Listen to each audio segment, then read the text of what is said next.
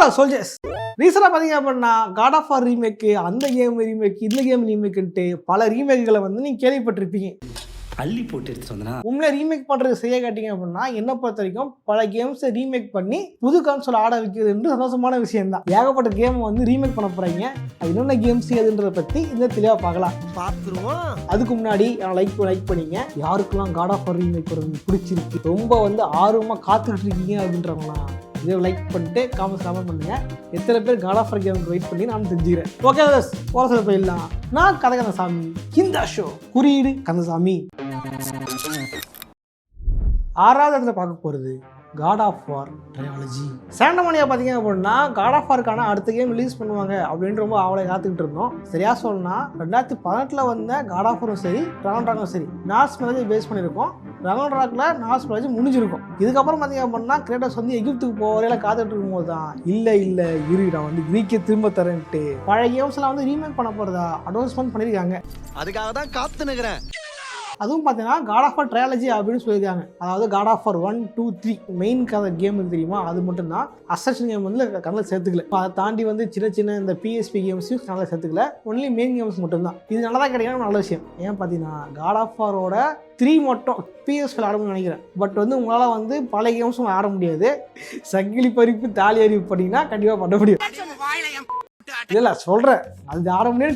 Comment பண்ணாதீங்க அப்படின்னு சொல்கிறேன். அப்படி பண்ணாதீங்கயா, சரி சொல்ல கேளுங்கய்யா. இந்த கேம்ஸ்லாம் வந்து இப்போ அப்படியே ஆனாலுமே அந்த பழைய விசாரங்களை தவிர இப்போ வர கரண்ட் ஜென் கிராஃபிக்கில் உங்களால் கேம்ஸ் ஆட முடியாது. ஸோ வந்து இது ரீமேக் பண்ண நல்ல விஷயம் தான். இது ஏன் பார்த்தீங்க அப்படின்னா இந்த வாட்டி புது பெர்ஸ்பெக்டிவ்ல இந்த கரண்ட் ஜெனுக்கு ஏற்ற மாதிரி கொடுக்க போகிறதா சாண்டமோனிகா சொன்னதாக வந்து தகவல் வந்து கொண்டிருக்கின்றன. உண்மை வந்து பழைய கேம்ஸ் பார்த்தீங்கன்னா அவர் ஜானரே வேறு. அது வந்து ஹேக் அண்ட் ஸ்லாஷ் கேம் கதையாக தான் இருந்திருக்கும். பட் 2018 வந்த காட் ஆஃப் வார் வந்து எந்த விதத்தில் வந்து யூனிக்காக இருந்துச்சு. அது மட்டும் இல்லாமல் வந்து கேம் ஆஃப் இயர் வாங்கிச்சு அப்படின்னா மற்ற காட் ஆஃப் வார் கேம்ஸை விட இது வந்து பார்த்தீங்கன்னா தேர்ட் பர்சனாக இருந்திருக்கும். கேமரா ஷூட்டரில் வச்சு கொண்டு வந்திருப்பாங்க இந்த கேமை. இதுக்கு மேலே அந்த game hack and slash games கேமராக்கு மேலே தூக்கிட்டு இருக்கும். நீங்கள் போய் கேமரா ஃபாலோ பண்ணுவோம்னா இது எங்கேயாவது மேலே போயிடும். அப்படிதான் எல்லா கேம்ஸும் இருந்துச்சு. பட் இந்த வாட்டி இந்த கேமரா மாற்ற போகிறதா சொல்லியிருக்காங்க. நல்ல விஷயம் தான். இதேமாதிரி வந்து GTA ட்ரையாலஜின்னு சொன்ன மாதிரி ட்ரையாலஜின்னு வச்சிருக்காங்க. இது ரிலீஸ் பண்ணும்போதே ட்ரையாலஜியில் ரிலீஸ் பண்ணுவாங்கன்னு நினைக்கிறேன். ஏன்னா GTயோட பழைய கேம்ஸ் பார்த்தீங்கன்னா ரிலீஸ் ஆகும்போது எல்லாம் தனித்தனி கேம்ஸ். பட் இவன் வந்து டெஃபினட் எடிஷன் விட போகிறேன் அப்படின்னு சொல்லும்போது 3 கேமே ஒட்டுக்கா விட்டு ட்ரையாலஜி அப்படின்னு வச்சுட்டாங்க. அந்த மாதிரி வந்து 3த்தையும் விட்டு தான் விடுவாங்க அப்படின்னு நினைக்கிறேன். வந்து இது எப்படி வரப்போகிறது அப்படின்றத பார்க்கலாம். அது மட்டும் இல்லாமல் ஒரிஜினல் வாய்ஸ் ஆக்டர்ஸ் வச்சு தான் பண்ண போகிறாங்க போல. காட் ஆஃப் வார் கிரேட்டோஸுக்கு வந்து முதல்ல வாய்ஸ் பேசினவர் தான் இதை வந்து ரிவீலே பண்ணியிருப்பாரு, சொல்லவும் செஞ்சுருப்பாரு. ஸோ அந்த இதில் பார்த்தீங்க அப்படின்னா கண்டிப்பாக ட்ரையாலஜி தான் சூப்பராக இருக்கும். முடிச்சுட்டு காட் ஆஃப் வார் 6 ரிலீஸ் பண்ணுங்க. PlayStation 6 வந்ததுக்கப்புறம் தான் காட் ஆஃப் 6 ரிலீஸ் பண்ணுறேன்னு வந்து ஒத்தக்கால் நிற்காதீங்க. அது மட்டும் இல்லாமல் அனௌன்ஸ்மெண்ட் பண்ணும்போது காட் ஆஃப் வார்க்கிட்டு ஒரு 2D கேம் ரிலீஸ் பண்ணியிருப்பாங்க. பிளாட்ஃபார்ம் கேம் ஒன்று சன்ஸ் ஆஃப் ஸ்பாட்டா அப்படின்ட்டு. அதை கேட்ட நம்ம வந்து இதுக்கு முன்னாடி வந்து ஒரு அப்பாவை பார்த்துருப்போம், விரி பிடிச்ச ஒரு முரட்டை மனுஷனாக பார்த்துருப்போம், காடாக பார்த்துருப்போம். பட் சின்ன பையனாக பார்த்துருது இந்த கேமில் தான். ஓகேவா, இதெல்லாம் வந்து ஆச்சு ரூமர்ஸ் தட்டுருந்துச்சு ஒரு கேம் வருதுன்ட்டு. பட் என்ன மாதிரி கேம் சொல்லவே இல்லை. பட் இது வந்து சஸ்பென்ஸாக இருந்துச்சு. ஓகே லாலஸ், யாரெல்லாம் வந்து இந்த காட் ஆஃப் வார் ரீமேக்காக வெயிட் பண்ணுறீங்க அப்படின்றத காமெண்ட்ஸை கமெண்ட் பண்ணுங்கள். முக்கியமாக லைக் பண்ணுங்கள். எத்தனை கிரேட்டோஸ் ஃபேன்ஸ் இருக்கீங்கன்றதை தெரிஞ்சுக்கிறேன். 5வது பார்க்க போகிறது ரெசிடென்ட் ஈவில் 5 ரீமேக். கேப்காம் பார்த்தீங்க அப்படின்னா ரீமேக்கில் ஒரு லெஜெண்டாக மாறிட்டாங்க, கிங் ஆகிட்டாங்க. இப்போ நான் தான்டா ஊரோட டாப்ல இருக்கிறேன். குறிப்பாக சொல்லணும்னா ரீசெண்டாக வந்து பெரும்பாலும் ரீமேக் கேம்ஸ் வந்து பெருசாக வந்து சோபிக்கலை, பெருசாக கவரல. முக்கியமாக சொல்லணும்னா ஊரையே வந்து நடுங்க வைக்கிற ராக்ஸ்டாரு ரீமேக் பண்ணுறேன்ட்டு சொதப்பிட்டாங்க. சொல்லலாம் ப்ரோ, அது அவங்க பண்ணல ப்ரோ, ரோஸ்ட் தான் பண்ணாங்க ப்ரோ. ரோஸ்ட் பண்ணாங்க இவன் தானே பேர், இவன் தான் இவங்க கிட்ட தான் ரைட்ஸ் இருக்கு, ஒழுங்காக பார்க்க வேண்டியதுன்னு, ஒழுங்காக பண்ணுறாங்களா இல்லையா அப்படின்ட்டு. ஸோ உன் பேர் தான் வருது, பொண்ணு தான் அடிப்பேன். பட் கேப்காம் பார்த்தீங்கன்னா கிடையவே கிடையாது. கேப்காம் வந்து ரெசிடென்ட் 6 மூலியமா வருமானம் வந்தாலுமே கிரிட்டிக்ஸ் சொல்லி பார்த்தீங்கன்னா அந்த கேம் வந்து பழைய கழிதான் ஊற்றுறாங்க. பட் ஒரு சின்ன கேப் எடுத்துக்கிட்டு 7 மூலியமா கம்பேக் கொடுத்தவங்க அதுக்கப்புறம் தான் ஒரு புது இன்ஜின் இறங்கினாங்க, 6 இன்ஜினில். அதுக்கப்புறம் நான் இன்ஜின் நல்லா இருக்குது வச்சு நான் பழைய கேம்ஸாக ரீமேக் பண்ணுறேன்ட்டு அவங்களோட பழைய கேம்ஸும் ரீமேக் பண்ணாங்க. ஒரிஜினல்ஸாக பார்த்தீங்கன்னா வந்து PlayStation 1 வந்த கேம், PlayStation 2 தான் ரெசிடென்ட் 4 வந்திருக்கும். அப்போ அதுக்கு முன்னாடி என்னச்செல்லாம் PlayStation அந்த டைமில் வந்த கேம்ஸ் தான். ஓகேவா, அந்த கேம்ஸ்லாம் வந்து பார்க்க இப்போதைக்கு பார்க்கவும் நல்லா இருக்காது, ஜீவாஜில் பார்க்கவும் நல்லா இருக்காது. ஏன்னா அந்த கேம் வந்து பார்க்க ரொம்ப ஓல்டிஷாக இருக்கும், பார்க்க இந்த காலத்துக்கு ஏற்ற மாதிரி இருக்காது. அதுக்குமே நீங்கள் லெஜெண்ட் தான். பட் அதுலத்தையும் வந்து இப்போ இந்த காலத்துக்கு ஏற்ற மாதிரி இந்த மெக்கானிக்ஸுக்கு ஏற்ற மாதிரி மொத்தமாக மாற்றி புது கிராஃபிக்ஸில் அழகாக கொடுத்துருப்பாங்க கேப்காம். உதாரணம் சொல்லலாம் ரெசிடென்ட் ஈவில் 2 பண்ணாங்க, ரெசிடென்ட் ஈவில் 3 பண்ணாங்க, 4 வந்து ஏன்டா பண்ணுறீங்க 4 நல்லா இருந்துச்சுன்னா ஃபீல் பண்ணேன். பட் உண்மையிலே 4 நான் ஆடி பார்த்ததுக்கப்புறம் உண்மையிலே ரீமேக் ஒர்த்து அப்படின்னு முடிவு பண்ணேன். அந்த வயசில் பார்த்தீங்க அப்படின்னா இப்போ ரீசெண்டாக பார்த்தீங்கன்னா ரெசிடென்ட் 9 ரிலீஸ் பண்ண தெரியுமா, அதோட கையோட வந்து ரெசிடென்ட் ஈவில் 5ஓட ஒர்க் போயிட்டுருக்கு, ரீமேக் ஒர்க் போயிட்டுருக்கு அப்படின்னு வந்து சொல்லியிருக்காங்க. ஆக்சுவலி கேப்காம் பேட்டர்ன் ஃபாலோ பண்ணுறாங்கன்னு நினைக்கிறேன். ரெசிடென்ட் ஈவில் 4 பார்த்தீங்கன்னா வந்து ஹீரோ லியான் தான் 4க்கு வந்து ஹீரோவாக இருந்தார். எனக்கு மேட்ச் வராது, ஏன்னா எனக்கு மேட்ச் வந்தது. அது முடிச்சுட்டு அடுத்த கேம் ரெக்யூம்ல வந்து லியான் தான் ஹீரோ. ஸோ அந்த மாதிரி வந்து பல கேமை ரீமேக் பண்ணி இந்த ஹீரோக்கு இன்ட்ரோ கொடுத்துட்டு திரும்ப அவரே ஹீரோவை போட்டாங்க தெரியுமா. அந்த மாதிரி மேபி ரெசிடென்ட் ஈவில் 5 வந்து ரீமேக் பண்ணி அதில் ஹீரோ கிறிஸை வந்து புது ஆடியன்ஸுக்கு காமிச்சிட்டு 8 மணி 10 இருப்பாங்க தெரியுமா, அப்போ வந்து கிறிஸ் கொண்டு வருவாங்கன்னு நினைக்கிறேன். ஸோ வந்து 5 எத்தனை பேர் பிடிக்கும்ன்றதை கமெண்ட் பண்ணுங்க. 4வது அதில் பார்க்க போகிறது Assassin's Creed Black Flag. Assassin's கிரீட்ல பார்த்தீங்க அப்படின்னா இந்த சீரீஸை வந்து பிடிச்ச கேம்களில் ஒரு முக்கியமான கேம் பிளாக் ஃப்ளாக் தான். ஏன்னா பிளாக் ஃப்ளாக் பார்த்தீங்கன்னா வந்து கப்பல் ஓட்ட முடியும், கப்பல் ஓட்டி கப்பல் சண்டை போட முடியும், கோட்டை வச்சிருப்பானுங்க ஓகேவா, அந்த கோட்டை இடிக்க முடியும், அதான் சமாச்சாரமே ஃபன்னாக இருக்கும். அதே மாதிரி நிறைய பேருக்கு பார்த்தீங்கன்னா பிளாக் ஃப்ளாக் வந்து பிடிச்சிருந்துருக்கும். கதைப்படி பார்த்தீங்க அப்படின்னா எட்வர்ட் வந்து அசசினே இல்லை, அவங்க ஒரு பைரட்டு அப்படின்னு அப்பத்தி ஃபேன்ஸ் அப்பா ரிலீஸ் ஆன டைம்ல ஃப்ரெண்ட்ஸ் சொல்லிட்டு இருந்தாங்க, பழம்பிட்டு இருந்தாங்க. இருந்தாலுமே அசாசின்ஸ் கிரீட் பிளாக் ஃப்ளாக் ஆனா சூப்பராக செம்ம கேம் அது. அந்த கேமுக்கு அப்புறம் தான் மறுபடியும் அதே ஸ்டைலில் ரோக் எடுத்தாங்க, ரோக் ரிலீஸ் பண்ணாங்க. ஆக்சுவலி இப்போ ரீசெண்டாக தெரியுமா ஸ்கல் அண்ட் போன், இந்த ஸ்கல் அண்ட் போன் கேமுக்கு முன்னாடி இந்த பிளாக் ஃப்ளாக் தான். இந்த கேம் வந்து யூபிசாஃப்ட் ரீமேக் பண்ண போகிறதா நிறைய நியூஸ் வந்துருக்குது. அதுக்கப்புறம் பார்த்தீங்கன்னா யூபிசாஃப்ட் ஏகப்பட்ட அடியில் வாங்கிட்டு இருந்தாங்க. ரீசெண்டாக ரிலீஸ் ஆன கேம்ஸ் பெருசாக எதுவும் போகலை. ஷேடோஸ் ரிலீஸ் பண்ணாங்க. ஷேடோஸ்லாம் உங்களுக்கு வந்து பெரிய லாபம்லாம் இல்லை. நான் ரோஸ் போடும்போது பல பேர் வந்து உங்களுக்கு தெரியுமா அவ்வளோ வித்துக்கு தெரியுமான்னு முட்டு கொடுத்தீங்க. என்ன முட்டு கொடுத்துலாம் போகணும் கேம் அவங்களே இந்த கேமாக சொல்லி அவங்க கண்டுக்கல. கேம் ரீவென்ட் பண்ணும்போது யாருக்குமே அந்த கேம் எல்லாத்தையும் மறந்துட்டாங்க. அந்த கேம் யார் இவரு? இப்போ வந்து பார்த்தீங்க அப்படின்னா இதை ரீமேக் பண்ண போகிறாங்க பிளாக் ஃப்ளாகை. இந்த கேம் பார்த்தீங்கன்னா மற்ற அசாசின்ஸ் கேமோட வித்தியாசமாக காரணம் பைரட்டிங் விஷயம் தான். நீங்கள் வந்து கடலுக்குள்ளலாம் இருந்து கொள்ளடிக்கலாம், கேப்டன் ஜாக் ஸ்பேரோ மாதிரி வைக்க கப்பல் விட்டு போய் கொள்ளடிக்க முடியும், கப்பலுக்கு சண்டை போடலாம் தெரியுமா வைக்க, இதெல்லாமே சூப்பராக இருக்கும். அப்புறம் சின்ன கூடி தீவுங்க இருக்கும். அந்த தீவுலாம் பார்த்தீங்கன்னா வந்து நான் அவங்க போய் பார்ப்பேன், அங்கே ஆக்சிடென்ட் இதுக்கு போய் உள்ளே இது பண்ணலாமா, போய் இதுக்கு போய் ட்ராவல் பண்ணி பார்க்கலாமா பார்ப்போம். சில டம்மியாக இருக்கும், அதுக்குள்ளே போகவே முடியாது. மேபி ரீமேக்கில் பார்த்தீங்க அப்படின்னா நிறைய விஷயம் ஆட் பண்ண போதா சொல்லியிருக்காங்க. ஓப்பன் வேர்ல்டாக இருக்கிற அந்த தீவுகள்லாம் பார்த்தீங்கன்னா உள்ளே போய் ஆக்சஸ் பண்ணுற மாதிரி, உள்ளே ஏதாவது ட்ராவல் பண்ணுற மாதிரி ஏதாவது வச்சாங்களான்னு நினைக்கிறேன். யூபிசாஃப்ட் ஏதாவது பார்த்து பண்ணி முடியாது, எல்லாம் பண்ணி பிடிச்சிட்டு என்ன பண்ணுறது யூபிசாஃப்ட் எல்லாம் எதிர்பார்க்க முடியும் அப்படின்ற மாதிரி புலம்பு வச்சிடாது. 3வது இடத்துல பார்க்க போகிறது Max Payne 1 and 2. Max Payne game பார்த்தீங்க அப்படின்னா ரொம்பவே ஒரு டிப்ரெஸ்டான ஒரு போலீஸ்காரோட கதை. நீங்கள் சொல்லுவீங்க ஆர்த்தர் கதை தான் வந்து ரொம்ப சோக கதை, ஆர்த்தர் மாதிரி ஒரு சோகமான பர்சன் பார்க்க முடியுமான்னு கேட்பீங்க. உண்மையிலே ஆர்த்தரை விடவே ரொம்ப டிப்ரெஸ்டான ஒரு கேரக்டர் யாருன்னா மேக்ஸ் பெயின் தான். No words. Crying is only coming.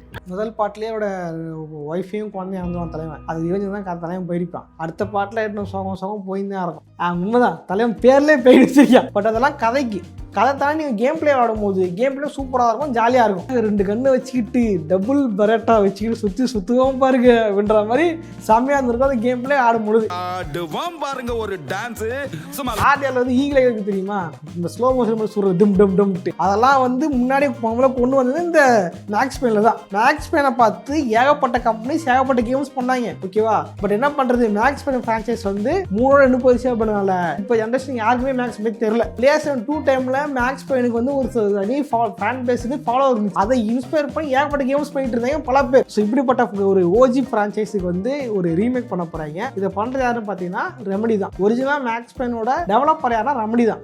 ரொம்ப சின்ன கம்பெனியாக இருந்துச்சு. ஆனால் என்ன பண்ணாங்க, ராக்ஸ்டாரை கொடுத்து பப்ளிஷ் பண்ணி கொடுங்க ஐயா அப்படின்னு கொடுத்தாங்க. ஸோ டெவலப் பண்ணது ரெமடி, பப்ளிஷ் பண்ணது ராக்ஸ்டார். 3வது கேம் மட்டும் தான் ராக்ஸ்டார் டெவலப் பண்ணாங்க. அதாவது ரெமடி யூனிவர்ஸாக வராது, அதனால தான் அகைன் பேசாமல் போகல, அப்படியே ஒரு ரெமடி யூனிவர்ஸ் தான் ராக்ஸ்டார். ஸோ வந்து ரீமேக் பண்ண போகிறாங்க. அதுவும் வந்து ரெமடி தனியாக பண்ணல, ராக்ஸ்டார் கூட சேர்ந்து ரீமேக் பண்ண போகிறதா அவங்க அஃபிஷியல் பேஜில் போட்டு வச்சிருக்காங்க. ஃபேன்ஸ் வெயிட் பண்ணுறேன், சீக்கிரமாக ரிலீஸ் பண்ணுங்க அப்படின்ட்டு. எனக்கும் ரொம்ப ஆசை இருக்குது மேக்ஸ் பெயின் திரும்ப பார்க்கறது.